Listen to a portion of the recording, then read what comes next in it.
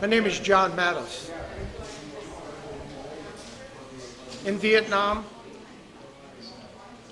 I was attached to MCB 11, which is Mobile Construction Battalion 11. I was a CB, a combat CB. I spent most of my time in Quang Tri, Dong Ha, and Hue, up by the demilitarized zone. I'm here to enlighten you a little bit about something that to affect many.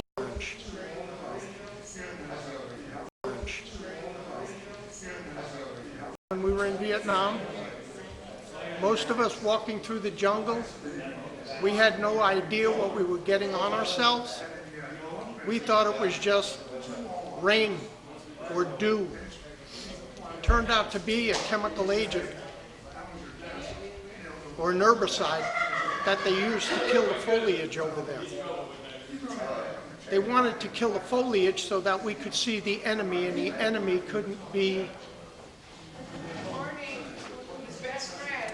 camouflaged, I guess is a good way to put it. This herbicide, we had no idea what it was, who it was made by. All we knew is that one day we had a jungle, the next day it was gone. When I came back from Vietnam, I came back with a number of afflictions. Back then, in the 70s, it took the Veterans Administration years of us going in and out to see doctors, if you want to call them doctors back then. I remember seeing guys in the hallways yelling and screaming in pain, and doctors would be sitting in their offices with their feet up on the desk reading a newspaper, and when they were asked why they couldn't see these men, their response was, "It's not my patient." I remember that very vivid, very clear. And they wonder why some of us got pissed off, I guess is the best way to put it. And post-traumatic stress disorder came out of us. Another problem with the VA. I do have to admit, as time has gone on, the VA has gotten better. But occasionally, with our last presidential administration, he put a new administrator in the VA. And one of his responses was, the veterans shouldn't complain. They don't complain when they go to Disneyland and have to wait in line for a ride, do they? Pretty sad.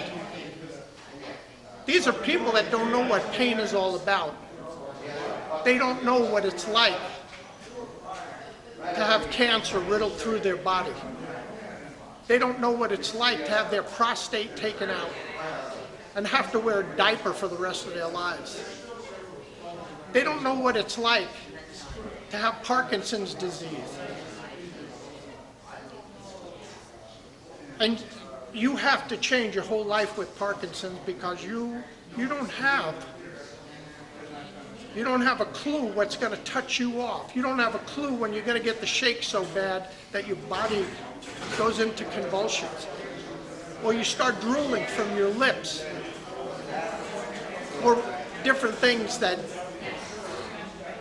are reacted by your brain. High blood pressure.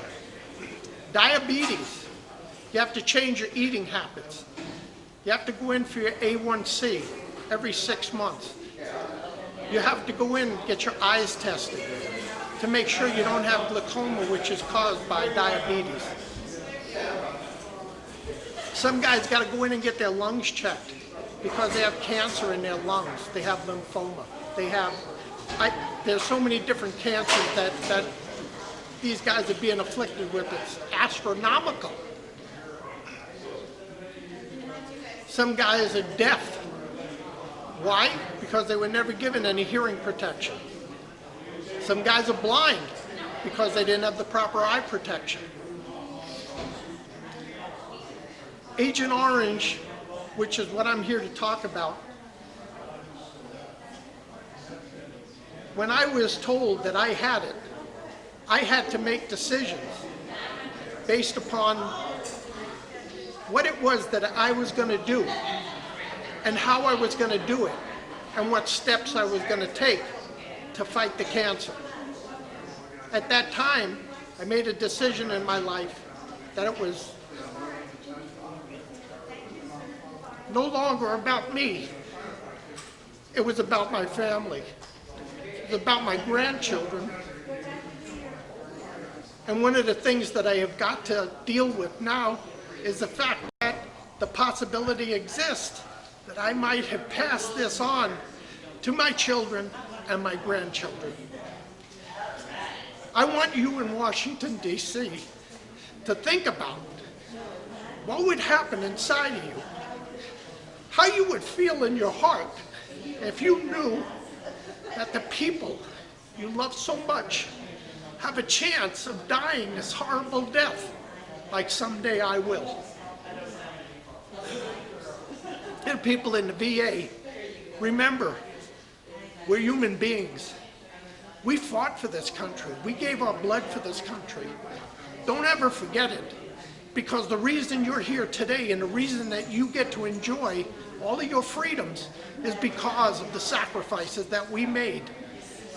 And I only want to say one more thing to the people of Monsanto. You know you created this monster and you've done everything in your power to cover it up.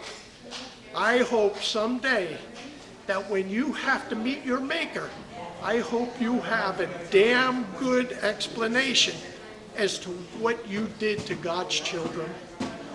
Thank you for your time.